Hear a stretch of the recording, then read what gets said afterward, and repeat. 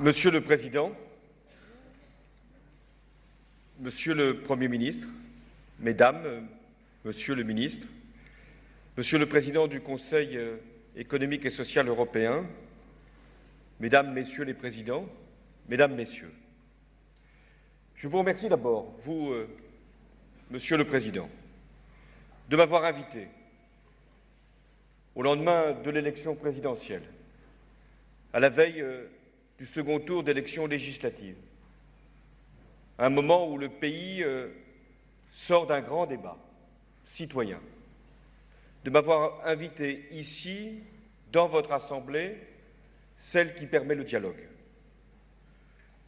Je tenais à m'exprimer devant vous, au début d'un mandat, celui qui m'a été confié par le peuple français, dans un contexte particulièrement difficile au plan européen, avec une crise de l'euro qui n'en finit pas et qui peut menacer non seulement la cohésion entre nos pays, mais aussi le pacte que nous avons noué au sein même de l'Union européenne. Vous m'invitez aussi avant des décisions qu'il conviendra de prendre au Parlement, au sommet de l'État, dans la négociation avec les partenaires sociaux pour assurer l'avenir de notre pays. Et je voulais, à travers votre invitation, honorer le défi que vous m'aviez lancé, exprimer devant vous les grands choix qui attendent notre pays. Il y a d'ailleurs une certaine logique à entreprendre cette démarche ici, au Palais Iéna, car votre Conseil atteste, par l'exemple, que notre nation peut être réunie, rassemblée, non seulement au-delà de ces différences que je vois ici devant moi, mais à travers elles. Vous êtes l'une des expressions de la vitalité de notre société, de la variété de ses formes, de la multiplicité des engagements, des sensibilités. Au Conseil économique, social et environnemental s'agrègent toutes les Frances qui font la France. La France du travail d'abord, qui veut concilier justice sociale et performance économique. La France des salariés, dont je sais la grande qualification, et en même temps dont je mesure les attentes et parfois les inquiétudes. La France des entreprises, dont je connais les performances, mais aussi les difficultés face aux défis de l'économie mondialisée. La France des agriculteurs, des commerçants, des artisans, des professions libérales, des acteurs de l'économie sociale et solidaire. Vous tous, devant moi. La France de l'engagement, celle du mouvement associatif, du mouvement familial, des bénévoles. À cette France-là, je veux exprimer aussi ma reconnaissance, ma volonté d'explorer toutes les pistes qui permettront d'instituer enfin un véritable statut pour les bénévoles, même si les bénévoles ne demandent rien d'autre que de servir leur pays. Et en même temps, peuvent-ils échapper à toute protection et toute reconnaissance. Je suis devant la France des territoires, à travers les conseils économiques, sociaux et environnementaux des régions. Et je tiens également à ce que la force de leurs propositions soit mieux utilisée, mieux organisée. La France de toutes les générations, des plus jeunes à ceux qui représentent les plus anciens, l'alliance des âges que j'ai revendiquée tout au long de ces derniers mois. Car mon ambition dans ce quinquennat, c'est de faire que dans notre France, les enfants vivront mieux que leurs parents. Faire en sorte que la génération qui arrive pourra réaliser le rêve de celle qui s'efface. Ou en somme, le mot, la notion même de progrès retrouvera tout son sens. Le Conseil économique, social et environnemental joue déjà, par sa composition, par ses travaux, et je viens interrompre l'examen d'un rapport, je vous présente mes excuses, surtout sur la jeunesse. Mais le Conseil traduit l'esprit, celui du dialogue, et un rôle irremplaçable, celui du rassemblement. Ce rôle peut encore se renforcer. D'abord parce que, j'en suis sûr, le Parlement, tel qu'il sera renouvelé pour l'Assemblée nationale la semaine prochaine, aura tout avantage à mieux articuler ses travaux avec ceux du Conseil. Je ne suis pas là pour donner la leçon, mais il pourrait y avoir des saisines plus fréquentes. Il pourrait y avoir des rapporteurs, ceux de votre Assemblée, qui puissent être entendus par les commissions de l'Assemblée nationale et du Sénat. De même, le lien entre votre Assemblée et nos concitoyens peut-il être simplifié? Vous l'avez évoqué, Monsieur le Président, une loi organique, celle du 27 juin 2010, a bien introduit la possibilité d'une saisine directe, mais avec un seuil si élevé, 500 000, que ce droit, de nouveau, est resté lettre morte. Pourquoi ne pas abaisser ce seuil? Pour ce qui me concerne, j'y suis prêt. Mais pour ce qui relève de ma propre responsabilité, celle du Premier ministre, les membres du gouvernement auront là aussi toute liberté, voire même si elle peut être sollicitée davantage, pour venir présenter le bilan de leur action devant votre Conseil. Mais je suis le chef de l'État et je viens vous dire ma conception de l'État dans la place qui est la sienne pour permettre à notre nation de retrouver confiance. L'État, c'est l'instance qui oriente, qui arbitre et qui, dans bien des domaines, décide. L'État, c'est une puissance, ce n'est pas la seule, protectrice, anticipatrice, redistributrice. Elle garantit l'idée même du bien commun, par-delà la confrontation des égoïsmes ou des corporatismes ou l'exubérance des attentes parfois irraisonnées. L'État, c'est la référence collective, l'incarnation de l'intérêt général, même si l'État ne détient pas par lui-même le monopole de l'intérêt général. Car l'État est au service de la nation. Il n'est pas la nation à lui seul. Et l'État ne peut pas prétendre tout faire, tout seul, s'il ignore la multiplicité des organes qui constituent le corps vivant, le corps social, alors il se condamne à l'inefficacité et parfois même à l'impuissance. L'État doit être respecté à condition qu'il respecte les autres partenaires, les collectivités locales.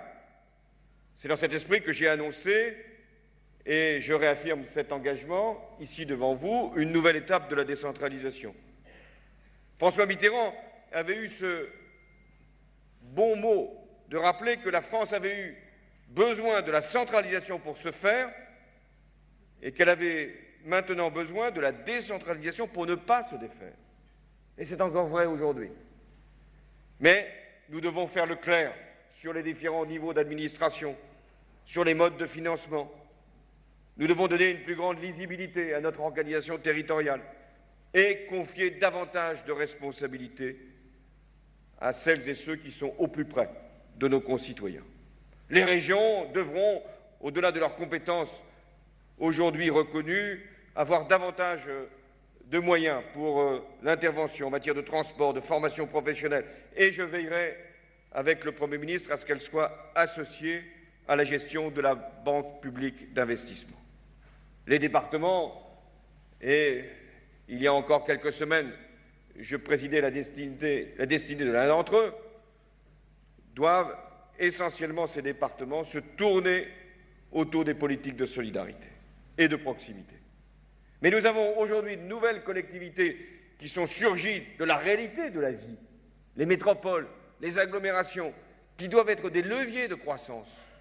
Les territoires, à condition qu'on leur apporte confiance, peuvent être des facteurs de mobilisation. Mais ils ne doivent pas organiser une administration qui se surajouterait à toutes les autres. L'État doit également respecter les partenaires sociaux, car la démocratie doit avoir à la fois le sens de l'urgence, répondre aux sollicitations des citoyens, mais aussi le sens de la patience pour agir bien et dans le long terme. L'enjeu, il est bien là, et ce n'est un paradoxe que d'apparence. Pour répondre à l'urgence, mieux vaut prendre son temps, celui de la concertation et de la réflexion. Le temps de transformer les idées en projets et les projets en actes. Ça s'appelle le dialogue. Le dialogue n'est pas un problème, il n'est pas non plus la solution, il est le point de passage. Il n'est pas un obstacle sur le chemin des décisions, il permet de les prendre librement, de les assumer pleinement et surtout de les appliquer efficacement. Les économies les plus robustes sont celles qui ont été capables de tisser cette confiance et d'organiser ce système de relations sociales fondé sur la négociation. Je m'y suis engagé devant les Français et donc le dialogue social ne sera pas réservé à des moments d'exception ou à les réponses à des manifestations, ça peut être le cas, ou à des sommets convoqués pour la circonstance. Non, le dialogue doit être un processus constant et cohérent.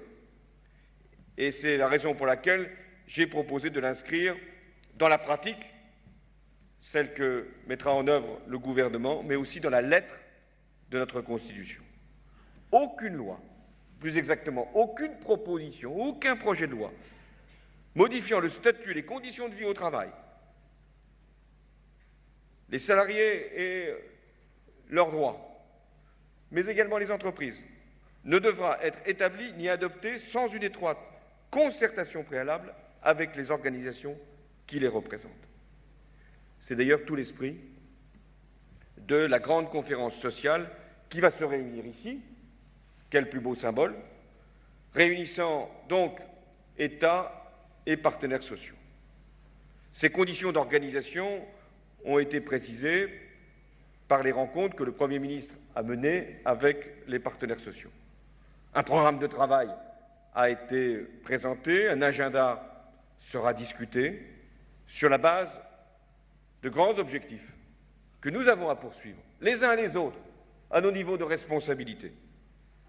Au premier rang de nos priorités, il y a l'emploi. Trop de Français, 4 millions, sont privés d'emploi. Et combien d'autres vivent en contrat précaire, en temps partiel, très éloignés des formes que nous souhaitons pour le salariat. Et pour la valeur travail, qui est une valeur républicaine. L'emploi des jeunes et des seniors constituera notre responsabilité la plus immédiate. C'est l'idée du contrat de génération, lutter d'un même mouvement contre le chômage des jeunes et contre la mise à l'écart des seniors de l'entreprise. Nous devons assurer cette alliance des âges, cette transmission des savoirs, des expériences. C'est la condition, non pas pour faire baisser le chômage, il y faudra de la croissance, mais pour permettre la valorisation de ce que certains appellent le capital humain et qui n'est rien d'autre que la force que nous pouvons mettre à la disposition de l'économie française, celle du travail. D'autres sujets seront abordés et vous y avez fait vous-même référence, Monsieur le Président. Souffrance au travail, santé au travail, conditions de travail, égalité professionnelle entre les femmes et les hommes. Il y aura également le thème de la protection sociale, les retraites, dans la perspective du rendez-vous qui a été fixé en 2013, mais également de la santé, sur laquelle nous aurons aussi à réfléchir dans son mode d'organisation, dans son financement, dans la qualité des prestations, dans le droit pour chacun de pouvoir y accéder. J'attacherai aussi du prix, et le Premier ministre sera particulièrement attentif là-dessus, à la question de la sécurisation des parcours professionnels. Nous savons bien qu'il y a des mutations, qu'il y a des mobilités, qu'il y a des aléas dans la vie économique. Et nous ne sommes pas là pour les empêcher, les interdire, parfois pour les prévenir, pour les freiner. Mais en même temps, il y a une mobilité organisée. Et nous ne pouvons pas accepter qu'il y ait des salariés qui soient écartés de la vie au travail sans qu'il y ait l'anticipation, la préparation et l'élévation, de façon à ce que d'une mauvaise décision puisse sortir une mutation utile pour l'économie et pour le salarié. Autre sujet de la conférence sociale, le développement de la formation tout au long de la vie et également le redressement productif. C'est un grand thème qui est sorti de la campagne présidentielle et qui a été d'ailleurs évoqué par beaucoup des candidats qui se sont présentés. Nous sommes conscients qu'il y a eu une détérioration depuis plusieurs années de la compétitivité de notre économie et donc de son industrie, la perte de nombreux emplois industriels, la fermeture d'entreprises qui avaient pourtant des conditions de rentabilité, l'abandon de certains territoires. Donc, le redressement productif sera aussi au cœur des débats. Comment pouvons-nous, les uns et les autres, nous efforcer de renforcer les conditions de notre croissance? L'objet de la conférence sociale, c'est aussi de préciser ce qui relèvera de la loi, ce qui n'empêche pas la concertation, et ce qui appartiendra au domaine de la négociation. Et puis aussi ces sujets qui, finalement, appellent une responsabilité partagée. Voilà l'état d'esprit. Voilà le pacte. Voilà l'agenda qui peut nous rassembler, même si il y aura forcément des différences qui seront, dans le débat, clairement la position de beaucoup. La grande question à laquelle nous devons répondre, c'est quel modèle social pour la France de demain? Depuis trop longtemps, justice sociale et performance économique ont été opposées, comme s'il fallait choisir entre l'une et l'autre. Ma conviction, c'est que nous avons besoin d'un environnement social qui lui-même permette de donner une protection contre les aléas de la vie et en même temps d'une performance économique dans la concurrence qui est maintenant face à nous, au sein même de notre pays. Et pour parvenir à allier la performance et la justice, nous avons besoin d'inventer de nouveaux instruments, d'inventer de nouveaux modes de financement, d'inventer de nouveaux modes de relations. J'ai placé le thème de la croissance au cœur des discussions, aussi bien au G8, où je me suis rendu au lendemain de mon investiture, que dans le débat européen. Le monde, l'Europe, la France, nous avons besoin de croissance. Elle ne naîtra pas simplement de l'incantation, pas même de communiquer au terme de réunions européennes ou mondiales, mais elle doit être notre préoccupation, notre engagement. La croissance, elle ne naîtra pas non plus de dépenses publiques supplémentaires, au moment où les États connaissent un endettement élevé. Alors elle peut surgir d'une volonté commune, celle que l'Europe peut affirmer, de mettre en place des instruments nouveaux. Euro-obligations, instruments financiers, notre imagination peut être grande. Nous avons besoin qu'il y ait davantage d'investissements, privés comme publics, de mobiliser une épargne qui aujourd'hui est mal orientée, de protéger notre système financier, y compris de ses propres dérives. Et nous en voyons une illustration venant de l'Espagne. Nous avons besoin que la finance soit au service de l'économie, parce que finalement, elle risquerait d'affaiblir et l'économie et de mettre en difficulté tous les États. La volonté de croissance, elle n'empêche pas le sérieux budgétaire. Nous devrons réduire la dette publique, revenir à l'équilibre de nos finances publiques d'ici la fin du quinquennat, nous doter des disciplines nécessaires. Mais je vais vous faire cette confidence. Aussi grandes seraient les disciplines, aussi lourdes seraient les sanctions. S'il n'y a pas de croissance, il n'y aura pas d'objectifs qui pourront être atteints en termes de réduction des finances publiques.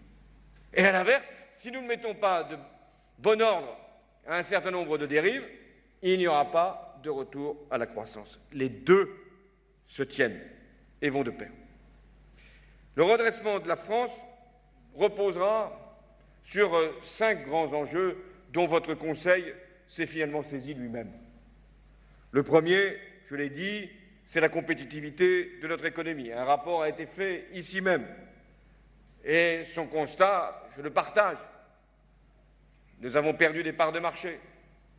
Notre déficit commercial dépasse 70 milliards d'euros quand les Allemands en dégagent 150 milliards. Oui, mais d'excédent. Il nous faudra donc faire le choix d'une réindustrialisation de notre pays. Ça passera par une réorientation de notre politique fiscale en faveur des PME, des entreprises de taille intermédiaire, mais aussi d'un soutien aux politiques à l'exportation et également d'une relocalisation des investissements sur notre territoire national. Nous devrons, et c'est une évidence, permettre que les grands groupes tirent les PME, aussi bien pour l'industrie que pour les services, pour les emmener sur les marchés internationaux. Je crois à l'industrie. Ce n'est pas une activité dont nous devrions penser que par l'évolution des techniques, elle aurait vocation à disparaître. Au contraire, elle prendra d'autres formes. Industrie, service. Et je n'oublie pas l'agriculture qui est au service, elle, d'une grande industrie, l'industrie agroalimentaire. J'y reviendrai. Nous avons besoin de production. Et c'est tout le sens de la Banque publique d'investissement. Elle n'a pas, cette banque publique d'investissement, à se substituer aux banques elles-mêmes. Je mets en garde contre cette facilité, car ce serait d'abord obérer les moyens de cette banque. Elle n'y parviendrait pas à répondre à tous les besoins. Et surtout, ce serait exonérer les banques qui ont vocation, elles, à financer l'économie. Mais cette banque publique d'investissement, elle doit rassembler l'ensemble des instruments de financement qui existent déjà, pour les PME ou pour l'innovation, ou pour les entreprises de taille intermédiaire, et en faire un point d'entrée unique pour les chefs d'entreprise, afin que leurs projets de développement puissent être accompagnés, voire même amplifiés. L'État actionnaire engagera de même une réflexion sur son propre rôle dans l'économie. Comprendre ce à quoi ça sert une entreprise publique, ce qu'elle peut apporter de spécifique, quel doit être son comportement exemplaire, y compris en matière de rémunération. Nous mènerons également, toujours dans cet esprit de redressement, et c'est un second grand enjeu, la transition énergétique. Cette transition énergétique, nous allons en débattre lors de la conférence de Rio+20. Votre Assemblée, là encore, a adopté le 22 mai dernier un avis particulièrement intéressant qui souligne l'urgence des changements à conduire. Nous devons aller vers un bouquet énergétique bien plus diversifié, promouvoir un modèle de consommation plus sobre, plus efficace, plus durable, face à la raréfaction des ressources, au renchérissement de leurs prix. Nous n'avons pas d'autre choix que de faire de la transition énergétique une nouvelle frontière. Je vois ce que font les Allemands, comment ils ont anticipé, parfois en prenant des décisions que nous pouvons contester.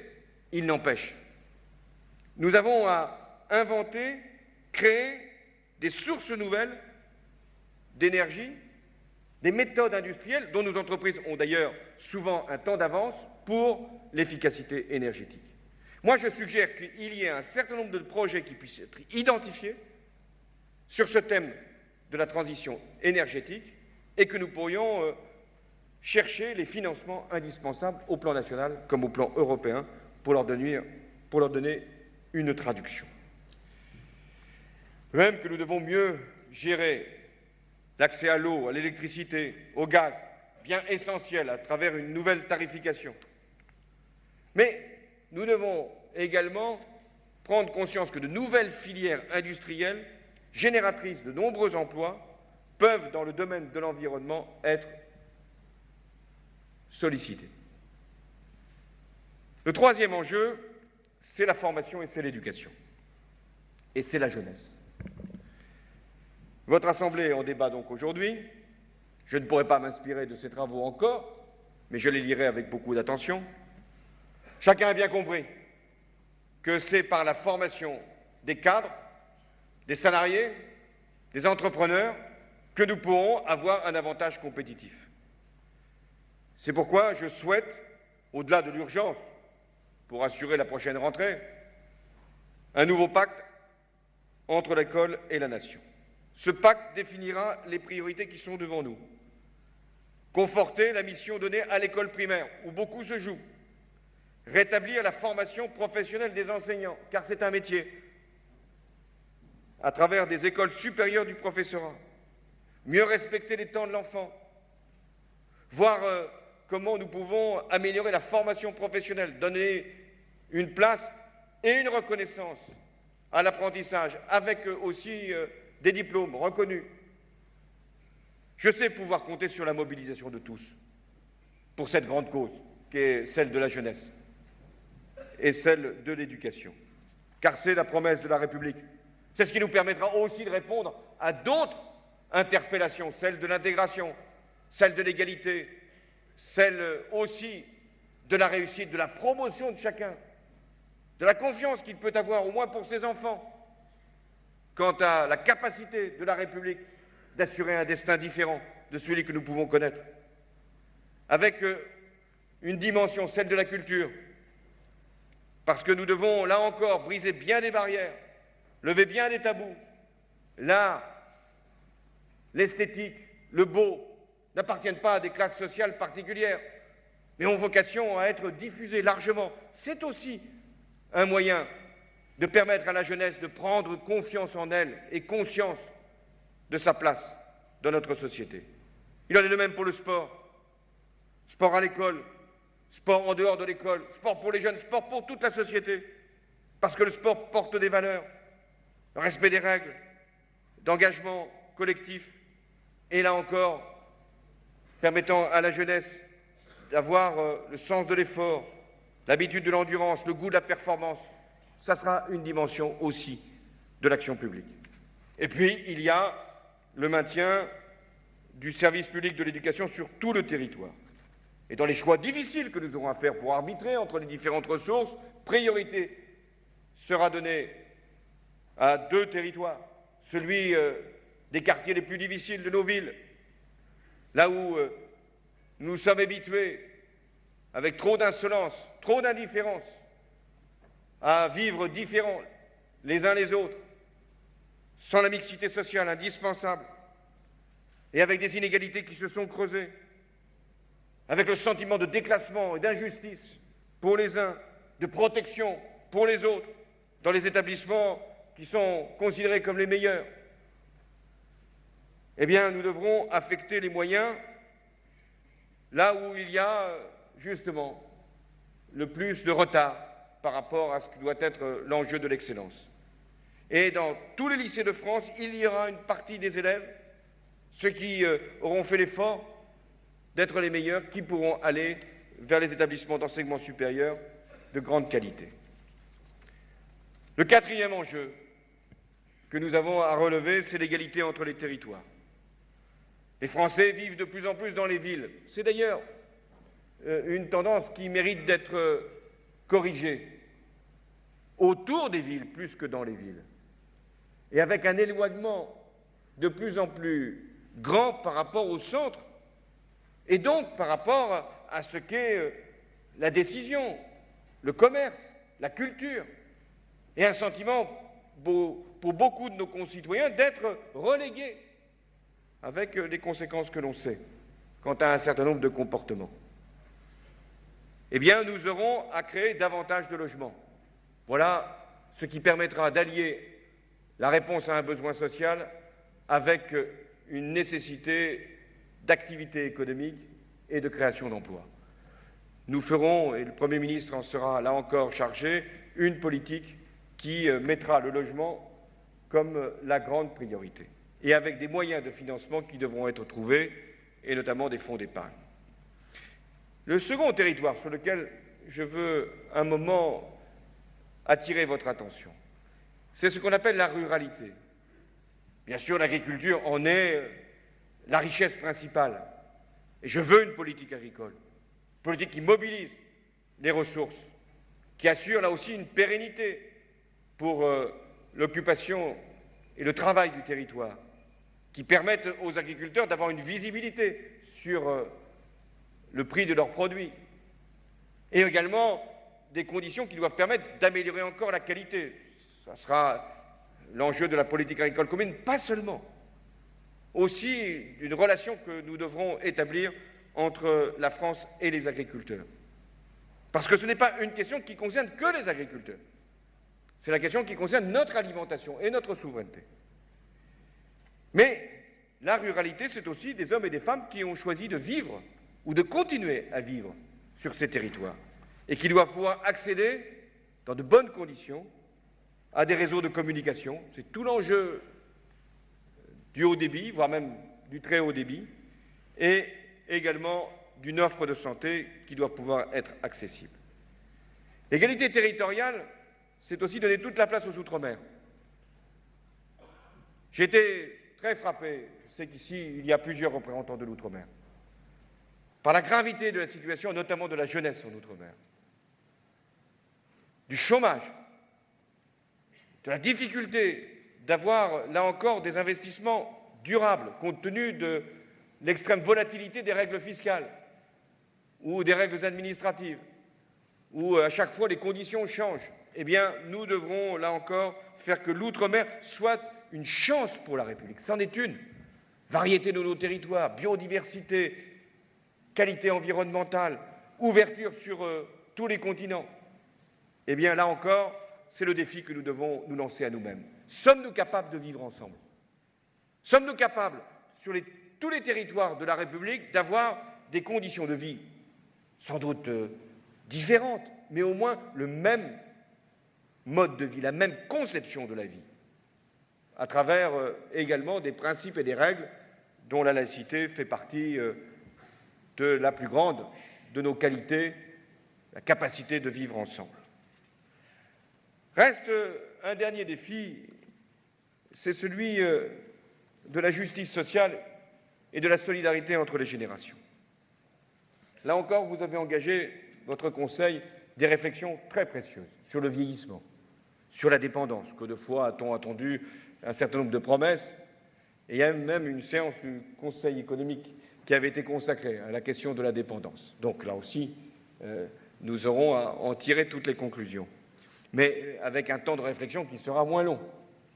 Parce que, là encore, c'est notre système de santé qui est directement concerné, c'est la présence d'une population sur notre territoire, et c'est l'égalité. Pour beaucoup de familles, c'est devenu insupportable. Pour des ménages où il y a un parent dans cette situation, c'est devenu une charge. Malgré tous les efforts que font les départements et à travers notamment l'allocation personnalisée à l'autonomie. Donc l'autonomie des personnes âgées, je dirais aussi des personnes handicapées, c'est un combat et nous le mènerons. La justice sociale, c'est également l'égalité devant la santé et ça sera tout l'enjeu d'une nouvelle loi hospitalière qui sera présentée et également d'une bonne organisation de la santé sur le territoire. Avec le souci que nous devons avoir que les professions de santé, professions libérales, qui doivent le rester, puissent être encore mieux associées au travail que mène l'ensemble des professionnels de santé.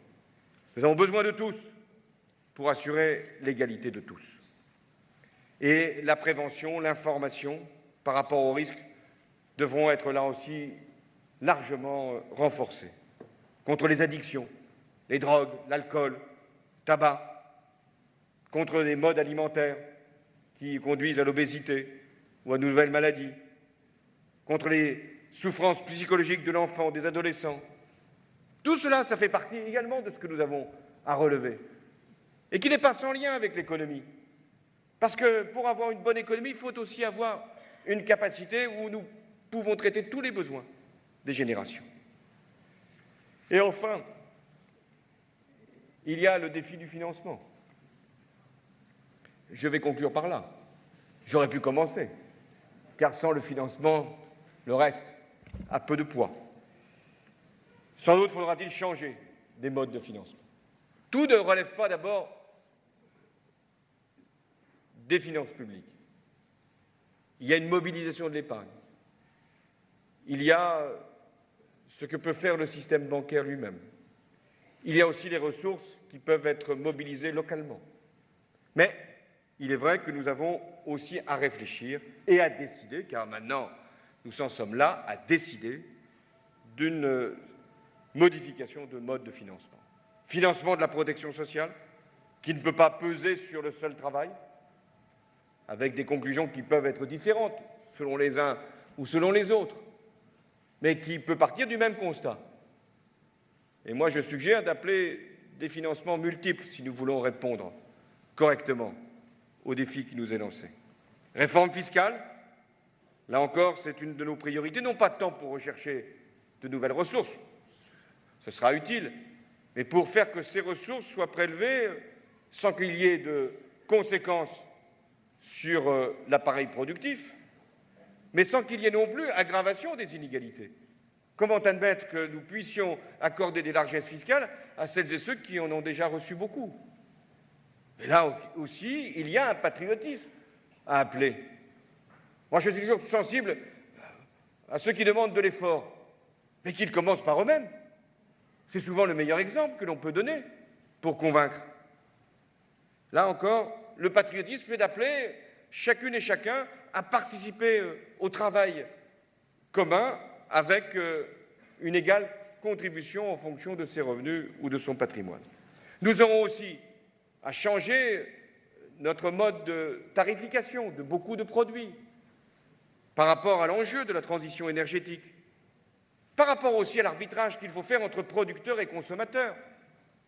Il y a une conception de la concurrence qui a fait qu'au nom des consommateurs, on a fini par affaiblir les producteurs. Or, s'il n'y a pas de producteurs, vous trouverez difficilement après des consommateurs. Nous devons aussi modifier les arbitrages entre les générations. Je ne veux pas les opposer, mais la priorité doit être donnée à la jeunesse, parce que c'est elle aujourd'hui qui se retrouve dans la situation la plus difficile, y compris même pour les diplômés, y compris même pour ceux qui ont reçu le plus et qui peinent à trouver l'emploi ou le statut qui correspond à leur effort ou à leur mérite. Alors pensez à ceux qui ont reçu le moins, les 150 000 jeunes qui ont été écartés du système scolaire et dont après on s'interrogera pour savoir où ils sont passés, dans la déscolarisation, dans l'exclusion et finalement, là aussi, dans l'assistanat pour des personnes qui, je le rappelle, ne peuvent pas bénéficier, si je puis dire, du RSA. Attention à une jeunesse qui serait en rupture. Donc, nous avons à modifier nos arbitrages par rapport aux générations. Voilà, vous connaissez nos enjeux, notre méthode, celle du gouvernement.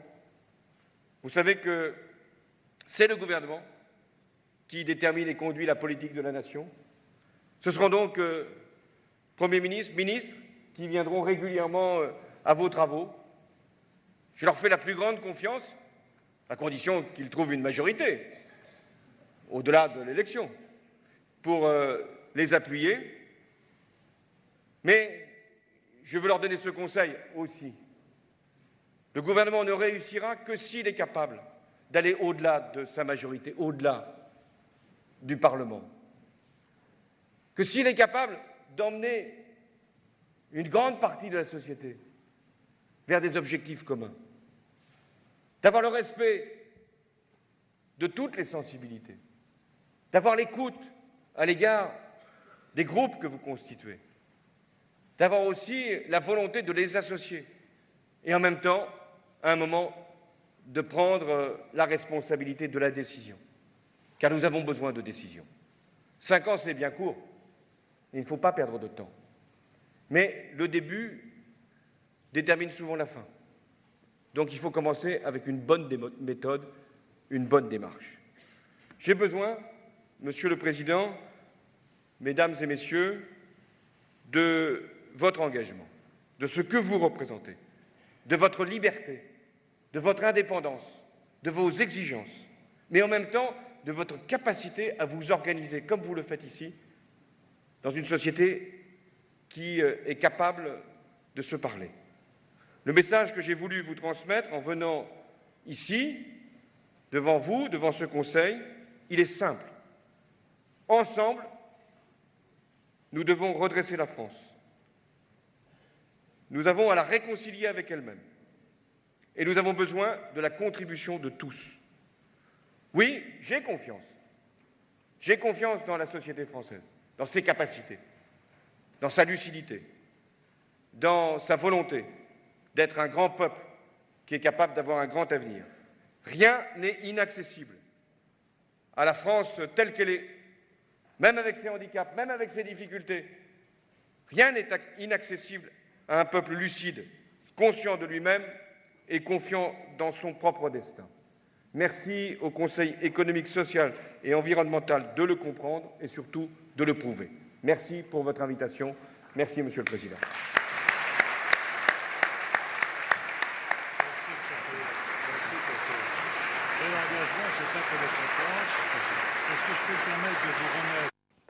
François Hollande, le président de la République, est donc venu s'exprimer devant les membres du Conseil économique, social et environnemental à l'invitation de leur président Jean-Paul Delevoye.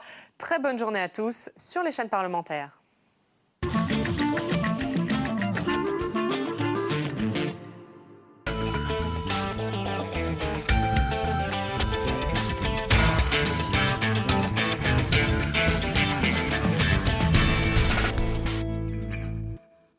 J'ai fait des propositions, des axes extrêmement précis. Je pense que c'est aux Français de décider. Dans le fond, depuis 2008, les gouvernements n'ont tiré aucune conséquence de ce qui se passe. Il y a deux moments, vous savez, où il faut savoir ce qu'on veut. Un ton, une exigence, un rendez-vous. C'est Question d'info en partenariat avec l'AFP, Le Monde et France Info, mercredi à 19h30.